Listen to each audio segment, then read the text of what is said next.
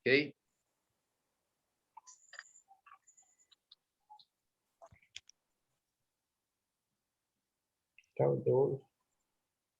Até o versículo 12 nós vamos estar estudando hoje.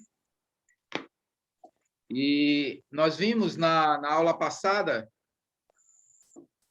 no capítulo 6, terminamos o capítulo 6, quando o apóstolo Paulo ele fala que o salário do pecado é a morte, mas o dom gratuito de Deus em Cristo Jesus é a vida eterna, né? Então, Deus dá um presente glorioso, nos dá um presente que vale para toda a vida.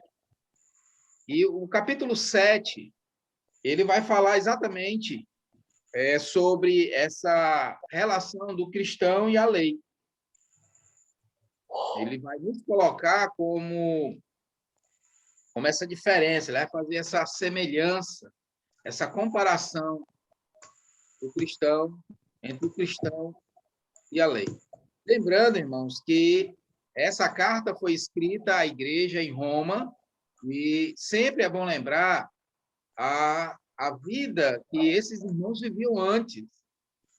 E essa carta traz alguns esclarecimentos em relação à sua vida passada, em relação à sua vida com Deus agora, no presente, e uma expectativa para a vida futura com Deus, né? Então, tudo isso são revelações, são conhecimentos que a igreja está recebendo. Não só a igreja recebeu naquele momento, a igreja se encontrava em Roma, como também nós, como povo de Deus, estamos recebendo também. Recebemos no momento em que aceitamos a Cristo. Então, vejamos, no capítulo 7, Paulo ele começa falando, fazendo aí uma semelhança, usando o casamento, do versículo 1 até o versículo 3. E por que ele usa essa comparação sobre o casamento, falando sobre a lei? Veja, vamos ler o texto. Cristão e a lei. A palavra diz: porventura, ignorais, irmãos, pois falo aos que conhecem a lei, que a lei tem domínio sobre o homem toda a sua vida. Então, nesse primeiro ponto, onde Paulo está falando, ele está se dirigindo a um grupo, aos cristãos que estavam ali, que eram judeus e que conheciam a lei. Os irmãos que estavam por dentro da lei. Então, ele diz: porventura, ignorais, irmãos, pois falo aos que conhecem a lei. Então, os que eram judeus e que já conheciam a lei. A lei tem domínio sobre toda a sua vida? É a pergunta que ele faz. A lei domina toda a vida do homem? Ora, a mulher casada está ligada pela lei ao marido enquanto ele vive. Mas, se o mesmo morrer, desobrigada ficará da lei conjugal. De sorte que será considerada adúltera se, vivendo ainda o marido, unir-se com outro homem. Porém, se morrer o marido, estará livre da lei e não será adúltera se contrair novas núpcias. Então, ele faz aí a comparação do casamento, mostrando que o ato do casamento, essa união, existia uma lei que unia esses dois e que, enquanto eles vivessem, a lei estava dominando as suas vidas. Eles estavam ligados. A lei estava sobre ou melhor, eles estavam sobre o domínio dessa lei. O que quebrava isso, né? O que mudava? Mudava com a morte. Então, ele não dá ênfase ao adultério, à separação.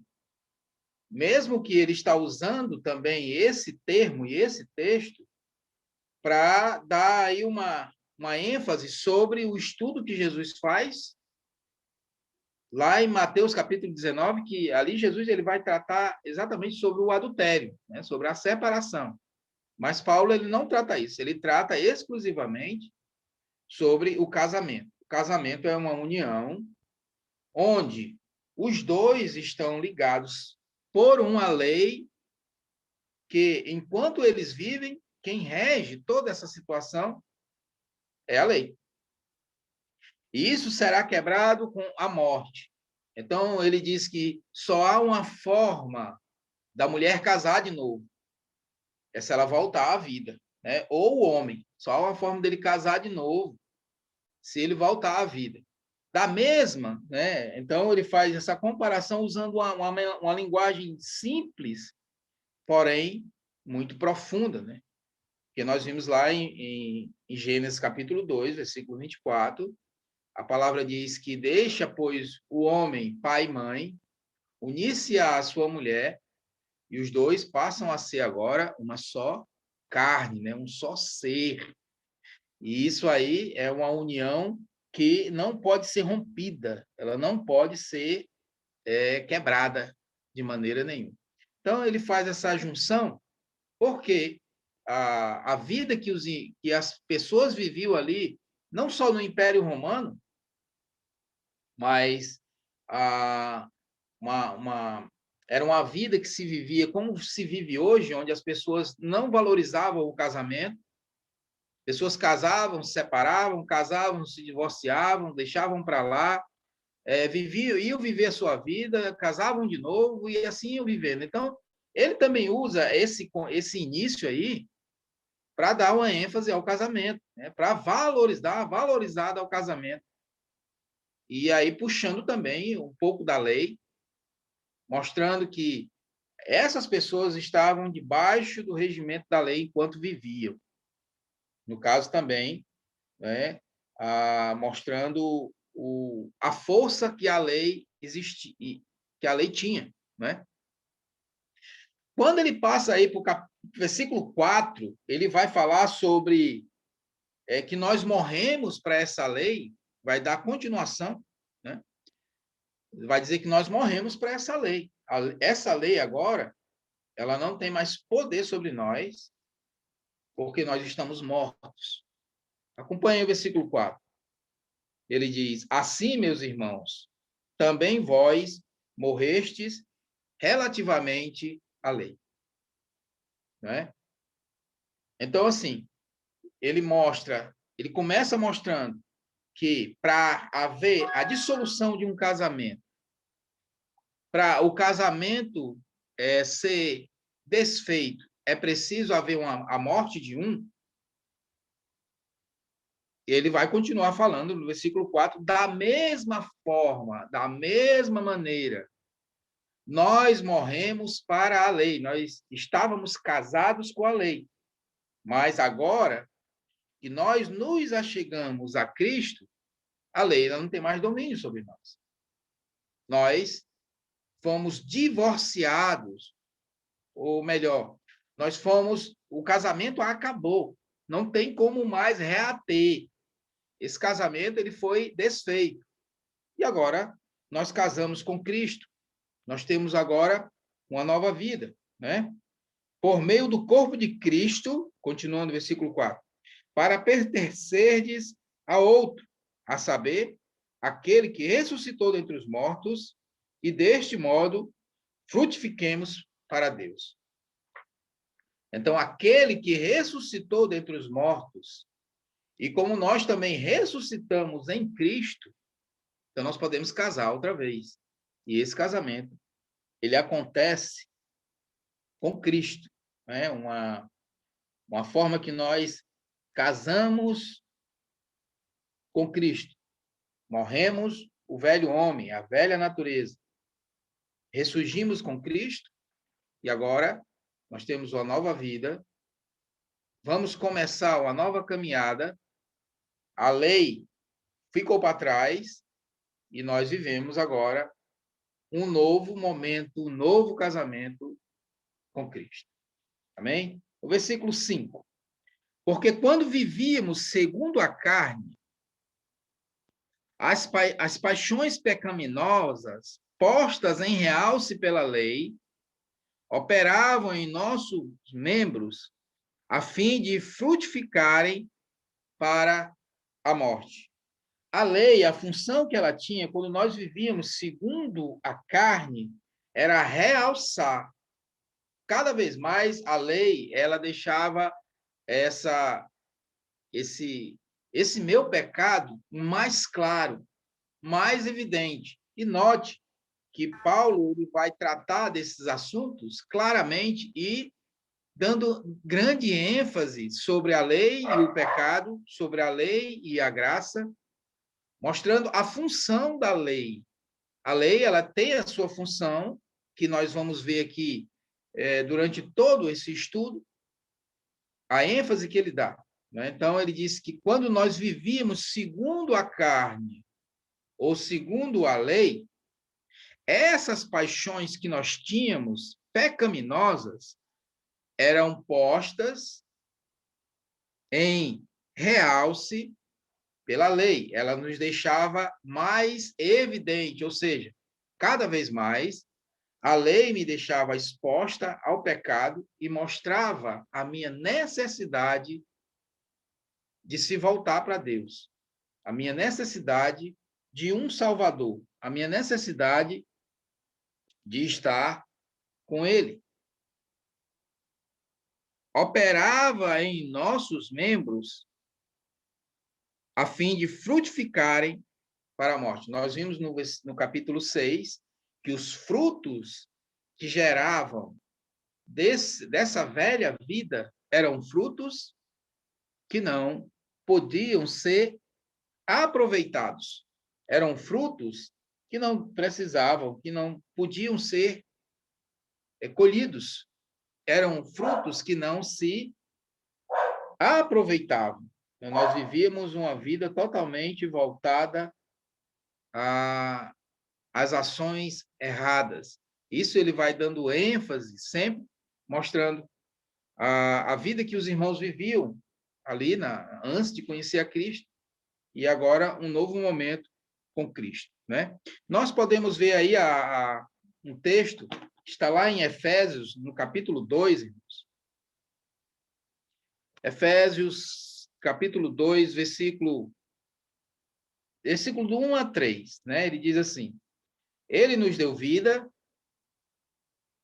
estando vós mortos nos vossos delitos e pecados, nos quais andastes outrora, segundo o curso deste mundo, segundo o príncipe da potestade do ar, do espírito que agora atua nos filhos da desobediência, entre os quais também todos nós andamos outrora, segundo as inclinações da nossa carne, fazendo a vontade da carne e dos pensamentos, e éramos, por natureza, filhos da ira, como também os demais. Amém? Então, veja bem, o versículo 5, ele dá essa ênfase dizendo que quando nós andávamos, quando nós éramos, usando sempre o passado, o que ficou para trás. Essas paixões, elas nos dominavam, estavam realçadas em nosso ser. Mas, ele diz, tudo isso precisa ficar para trás, tudo isso precisa morrer, tudo isso precisa ser deixado de lado. Veja, acompanhe o versículo 6. Agora, porém, libertados da lei, estamos mortos para aquilo a que estávamos sujeitos, de modo que servimos em novidade de espírito e não na caducidade da letra. Amém? Agora, a nossa motivação e a dinâmica de nossa vida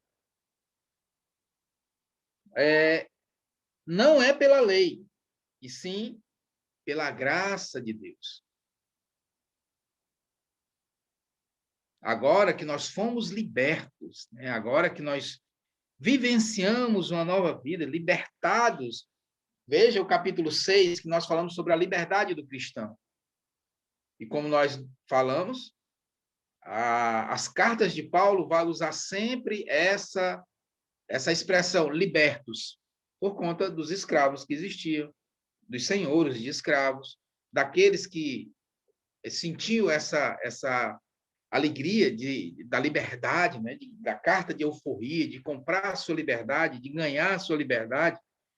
Então, Paulo vai usar muito essa linguagem para facilitar o entendimento dos irmãos e para não dizer também a nossa, né?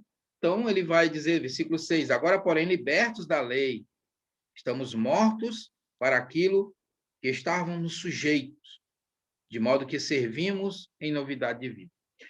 É interessante entender, irmãos, que ele ressalta aí, nesses primeiros versículos, que quem morreu fomos nós que morremos, não foi a lei. A lei, ela continua ativa.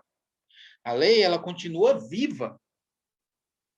A lei, ela continua no seu lugar. Ela tem o seu valor. Quem morre somos nós. Ela não, para nós, ela não tem nenhum valor, porque nós estamos debaixo da graça de Cristo. Não estamos mais debaixo da lei. Então, muitas vezes nós ouvimos essa expressão: nós não vivemos mais no tempo da lei. Nós vivemos no tempo da graça. A lei morreu, a lei ficou para lá. Não, a lei não morreu. A lei, ela está viva. A lei, ela é eficaz. Quem morre somos nós, e a lei, ela perde a sua força, ela perde o seu direito, o seu domínio sobre eu e você, que já aceitamos o Senhor Jesus, que temos uma nova vida em Cristo Jesus. Note que no final do versículo 6, ele vai dar a ênfase aí falando que nós, de modo que servimos em novidade de espírito, e não na caducidade da letra. Ou seja, a lei, ela perdeu a sua validade, ela foi anulada, ela foi prescrita, ela envelheceu para nós. Mas ela continua viva. Mas ela continua ativa, como o texto que nós lemos lá de Efésios capítulo 2, ele diz que atuam ainda, que ainda está muito viva e eficiente nos filhos da desobediência, que ainda hoje ela faz e cumpre o seu papel, que ativa, né? Voltando aí para o versículo 5, que as paixões pecaminosas ela ainda têm realce, elas são realçadas pela lei. Então, a lei, irmãos, ela vive, ela é viva e ela ainda está presente. Quem morreu fomos nós, que morremos com Cristo, temos uma nova vida em Cristo Jesus. Veja, a qualidade e a validade desse ensino chegando aos irmãos ali daquela igreja. Os irmãos que tinham dificuldade em conhecimento e em entendimento. Agora eles estavam entendendo a forma como Paulo estava explicando a questão da morte e a questão da vida. Né? Então, ele faz sempre esse balanço aí, mostrando a morte, quando alguém morre, e a vida, quando se ressuscita, né? Falando da ressurreição de Cristo, nesse novo momento em que a igreja está vivendo uma nova vida em Cristo. Vivemos em novidade de vida, e é outro tema, e é outra palavra que ele dá sempre ênfase. A igreja precisa viver em novidade de vida, e não na caducidade da lei, na velhice, uma coisa que já caducou, né? Quando a gente usa sempre essa expressão, hoje a gente quase não usa mais, né? Mas a gente diz assim, fulano já está caducando, né? Está tão velho que está caducando, está na velhice, né? Já deu o tim de dar, já tá acabado. Então, isso que Paulo diz, nós vivemos em novidade de vida e não na caducidade da letra ou na caducidade da lei. Uma nova vida. Amém? Glória a Deus. Bom, irmãos, continuando aí no versículo 7, os irmãos estão entendendo aí? Amém. Continuando aí no versículo 7, ele vai falar que uma das funções ainda da lei é revelar. Ela revela o nosso erro, ela revela o nosso pecado. Versículo 7, ele fala: que diremos, pois? É a lei pecado? a lei é ruim? Ele diz de forma nenhuma. Mas eu não teria conhecido o pecado, senão por intermédio da lei, pois não teria eu conhecido a cobiça, se a lei não dissera, não cobiçarás. Irmãos, aqui nesse versículo, no versículo 7, ele vai deixar algo assim, claro, claro como a água. Ele traz luz sobre, falando mais uma vez sobre a lei, sobre o poder da lei. Né? Ele diz, a lei é errada? Não, a lei é boa. Porque é através da lei que eu vou me conhecer. Então, ele fala aí nesse versículo, irmão, como eu me reconheço, como eu vejo que sou pecador, como eu vejo que cada vez mais eu preciso de Cristo. Porque quando eu olho para a lei, eu tenho um espelho à minha frente e ela revela tudo que eu sou, todo o meu ser. Tudo que não presta meu, a lei revela. A lei me mostra.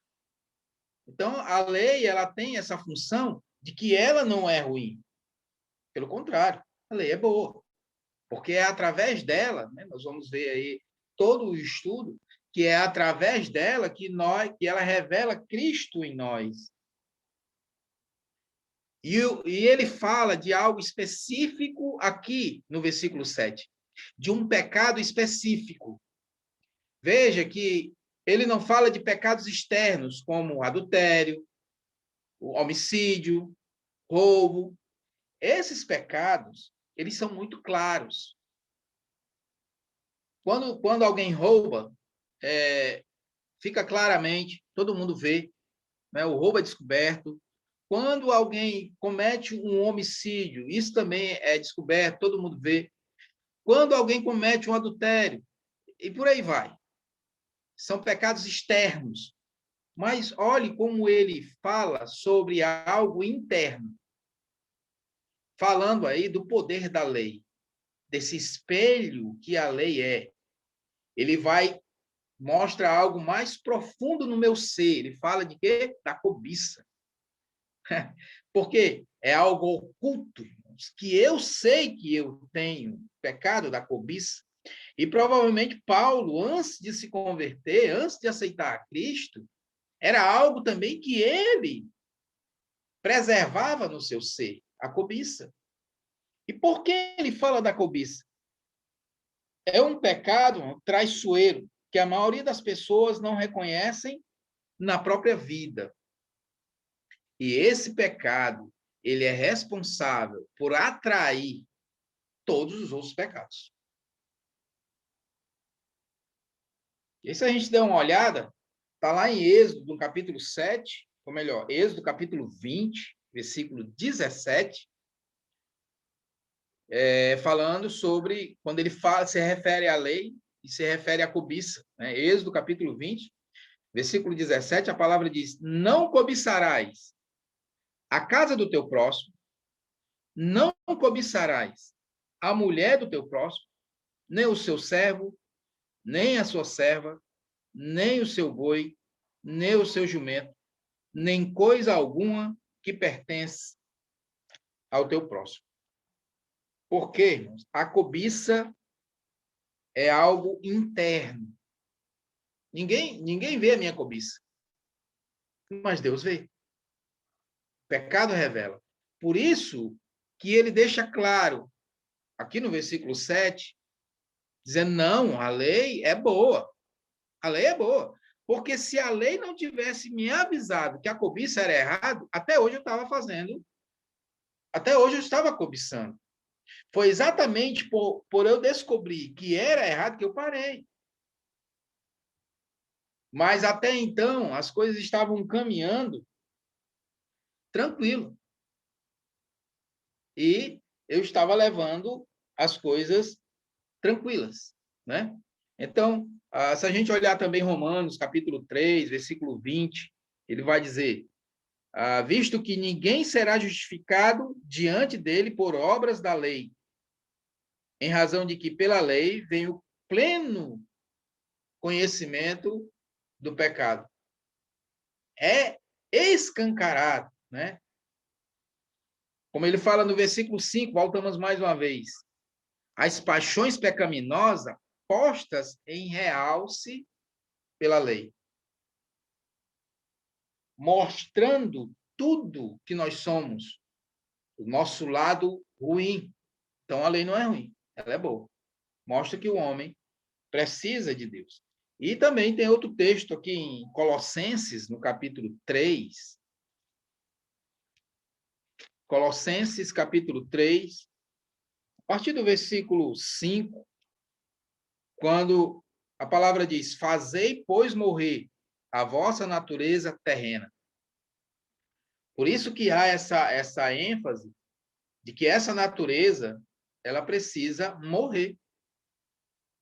O texto não fala de morte, não fala de vida, não é?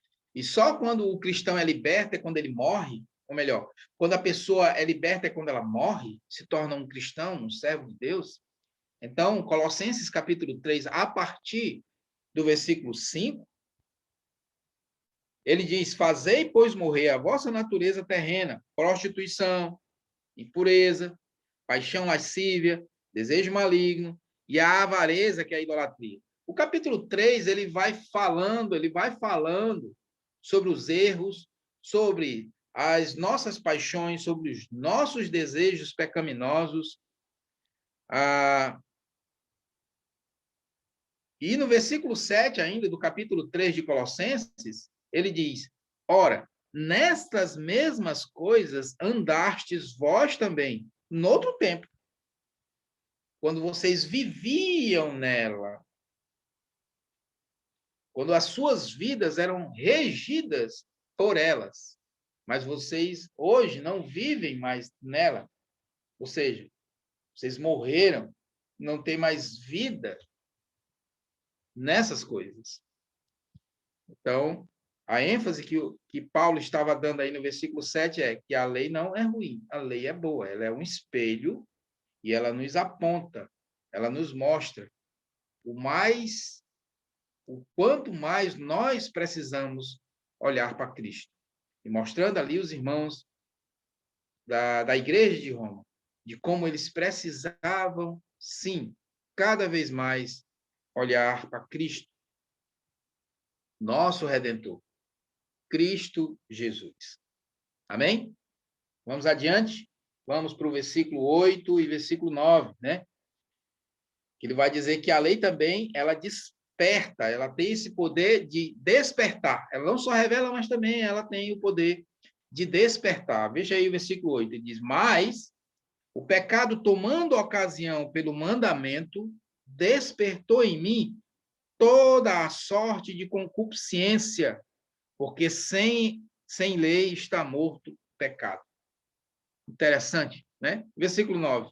Outrora, sem a lei, eu vivia, mas, sobrevindo o preceito, reviveu o pecado e eu morri. A lei, ele diz,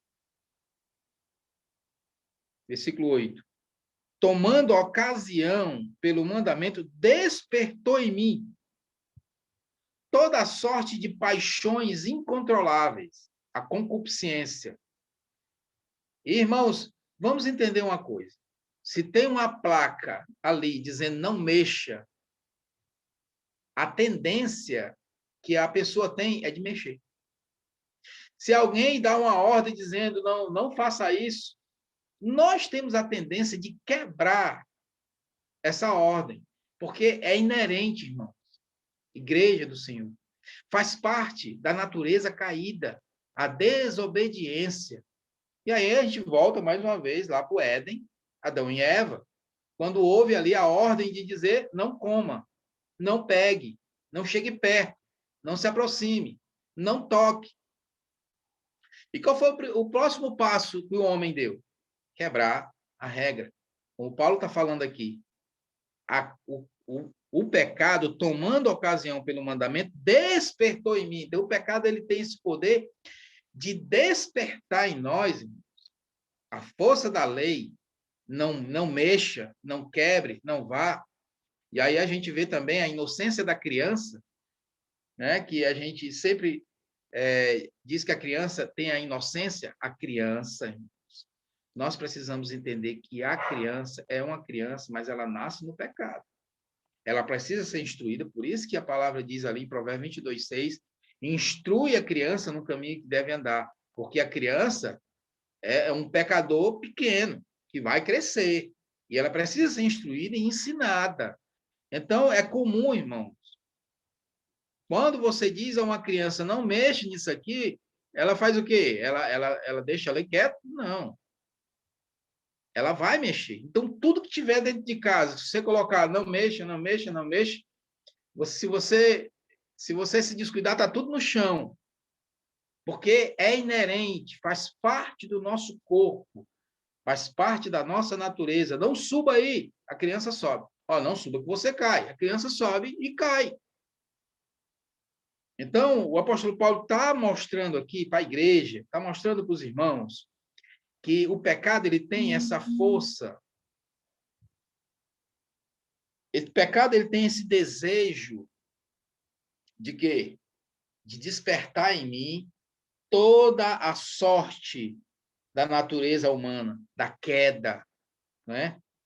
E a lei, ela vem exatamente para isso, né? E o mandamento que me fora dado para a vida, verifiquei que esse mesmo se tornou para a morte.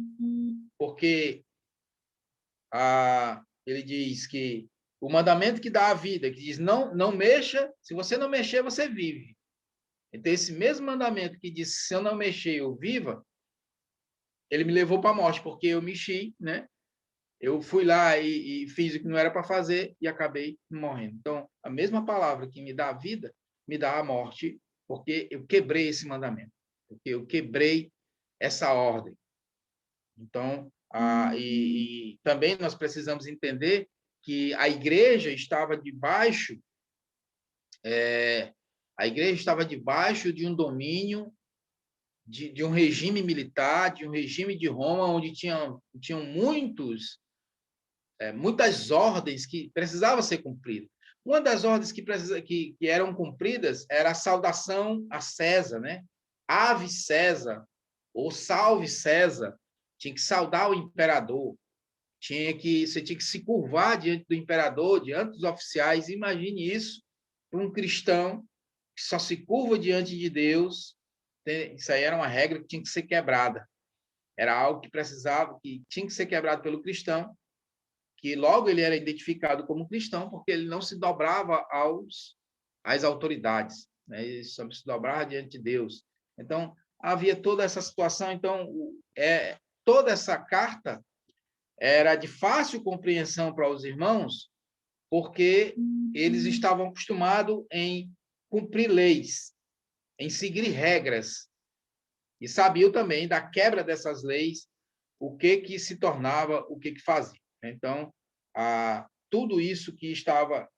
A linguagem que Paulo está usando é uma linguagem simples e bem fácil de compreensão, e para nós também ela não se torna tão difícil de compreender, porque nós também aqui nós temos regras, nós temos estatutos, nós temos tudo que devemos seguir. Então, o cristão, ele precisa seguir a Cristo, né? Seguir a lei do Senhor, porque o pecado ele tem essa força, né? De despertar em nós o desejo de toda sorte de coisas para quebrar essas regras. Amém, irmãos?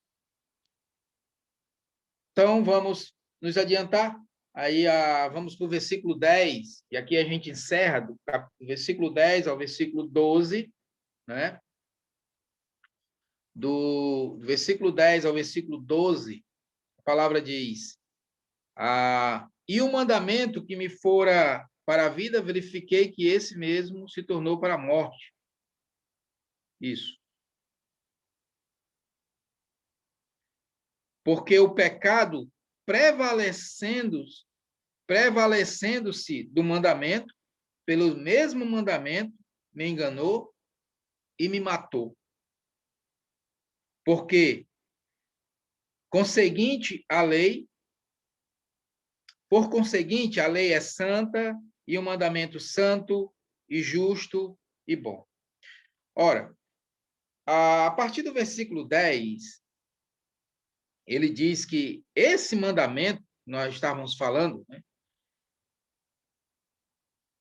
Esse mandamento me enganou e me matou. E aqui, irmãos, eu quero deixar uma palavra sobre as igrejas, muitas igrejas que são levantadas aí, muitos líderes que abrem os seus trabalhos e que têm os seus segmentos e que têm, muitas vezes, as suas igrejas, as suas denominações, que muitas delas, elas não seguem os preceitos da palavra de Deus. Muitas dessas igrejas, elas crescem e são baseadas em preceitos humanos.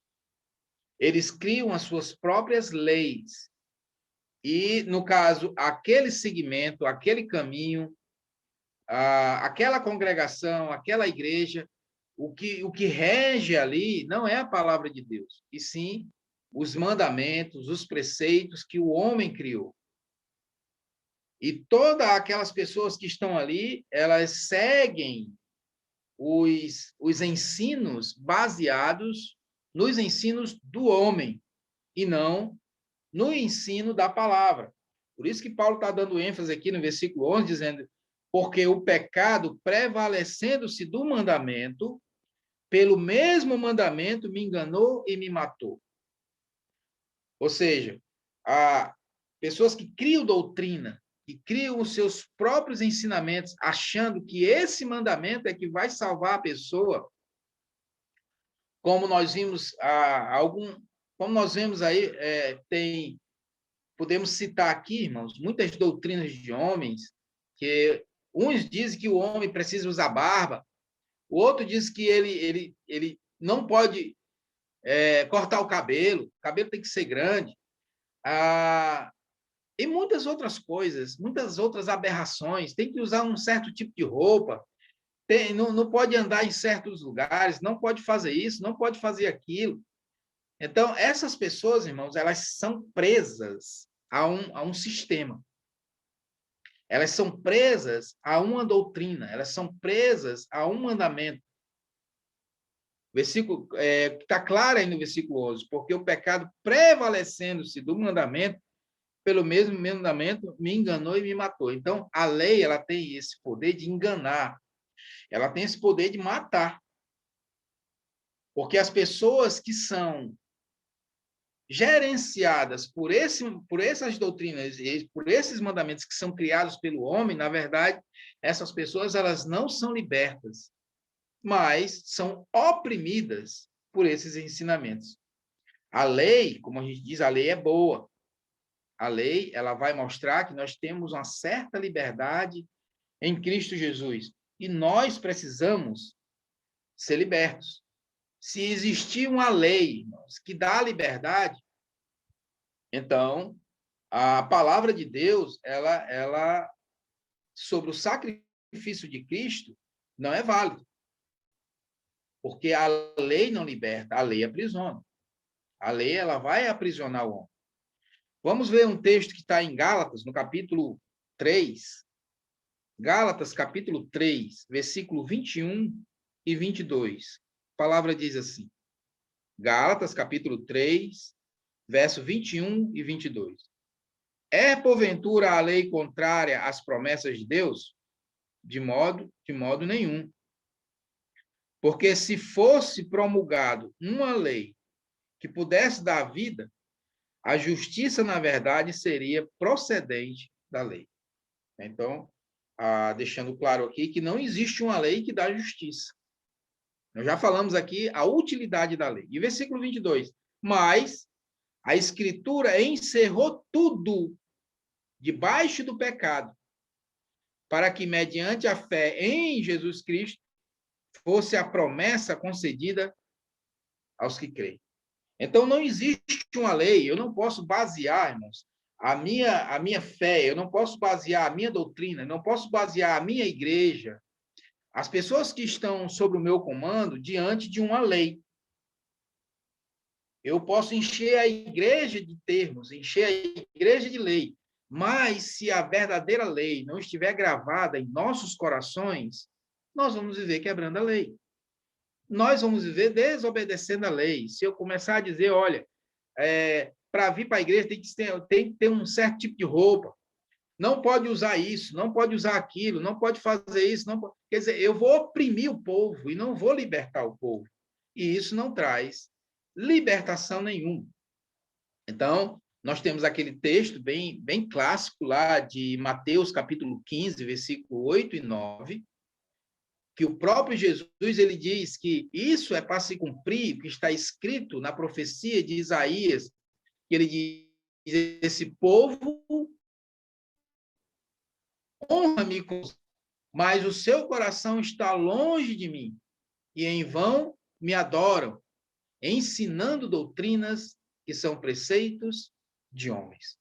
Então, está cheio de preceitos de homens dentro das congregações, dentro das igrejas, querendo mover a vida do povo. E a vida do povo de Deus, precisa ser redigida, né? Ela precisa ser movida pela palavra de Deus e não pela lei. Amém? Então, nós temos um caso bem claro, um exemplo bem claro aqui para a gente ver, é o caso de Cornélio. Vocês lembram? Cornélio, Atos, capítulo 10, a Bíblia fala que Cornélio era um homem bom, Cornélio era um homem que orava, que fazia suas orações, que dava as suas esmolas, e a oração dele foi ouvida. Aquele homem, ele tinha um forte desejo de adorar a Deus em espírito e em verdade, mas ele não sabia como. Ele não sabia por onde. Por quê? Porque ele procurava a sinagoga dos judeus, ele não podia entrar na sinagoga, porque ele era judeu. E olha, o homem que ajudou a construir a sinagoga, o homem investiu dinheiro ali, o homem que tinha recursos, ele não podia entrar e adorar a Deus no lugar que dizia ser o santuário de Deus, o lugar que ele ajudou a construir. Um homem que era devoto, religioso, mas ele era impedido de entrar. Por quê? As leis que regiam aquela sinagoga, as leis que foram criadas por aquelas pessoas que estavam ali, por aqueles líderes, impediam a entrada daquele homem naquele lugar de adoração. E, infelizmente, irmãos, isso acontece nos dias de hoje, da mesma forma, da mesma maneira, em muitas igrejas, em muitos segmentos religiosos, em muitos lugares, que a palavra do Senhor precisa voltar e ser pregada na igreja, e não a palavra do homem. Precisa ser pregada a palavra de Deus, que a gente estava pregando domingo, que João Batista foi levantado ali no deserto, em Lucas capítulo 3, o nosso texto de domingo, e foi dada a palavra do Senhor para que ele pregasse. João não pregava a palavra dele, João pregava a palavra de Deus. Amém? É isso que aconteceu na vida de Cornélio, que Deus chamou Pedro, ele teve a visão ali, em Atos capítulo 10, lá em Jope, ele tem a visão, ele vai até a casa de Cornélio, e toda aquela história que nós já conhecemos. Porém, no capítulo 11 de Atos, Pedro é chamado lá em Jerusalém para se justificar, é feita uma assembleia, vocês podem acompanhar ali em Atos capítulo 11, é feita uma assembleia, Pedro ele é interrogado o porquê que ele entrou na casa de um gentio que era proibido de entrar na sinagoga. Por que ele entrou ali? E a partir dali há toda uma quebra de doutrina, a partir dali há uma evolução da igreja. Tiago é um dos que se levantam e falam a favor de Pedro, a favor do Espírito Santo, a favor da liberdade de expressão da igreja, e isso é o que deve prevalecer, e o que a palavra está dizendo, e o que Paulo estava esclarecendo para os irmãos ali, naquela igreja, na igreja de Roma, que agora eles não deviam mais ser dominados pela lei. Eles morreram para a lei. O que dominava a sua vida agora era o Espírito Santo de Deus. Porque, voltando de novo aqui mais uma vez, o versículo 11, onde ele diz, porque o pecado prevalecendo do mandamento, pelo mesmo mandamento, me enganou e me matou. E Paulo sabia muito bem sobre isso, porque ele era um dos guardadores da lei, né? Era um homem que conhecia da lei, estava por dentro da lei e sabia tudo sobre a lei. Encerrando aqui o nosso estudo, no versículo 12, para a gente encerrar, ele diz: por conseguinte, a lei é santa, o mandamento santo e justo e bom. Então, a lei é santa, o mandamento é bom, o mandamento é justo e é bom. Por quê? Porque ele vai sempre nos apontar que nós precisamos melhorar em nossas vidas. Ele vai nos apontar que nós precisamos sempre voltar ao Senhor Jesus, voltar ao primeiro amor, voltar à casa de Deus. Amém, irmãos? Então, nós encerramos aqui o nosso estudo de Romanos capítulo 7, até o versículo 12, e no próximo estudo nós dando continuação aí, a partir do versículo 13. Amém? Espero que tenha abençoado sua vida. Esse momento seja um momento de crescimento na palavra de Deus. Amém? Que a graça do Senhor esteja com todos, em nome de Jesus.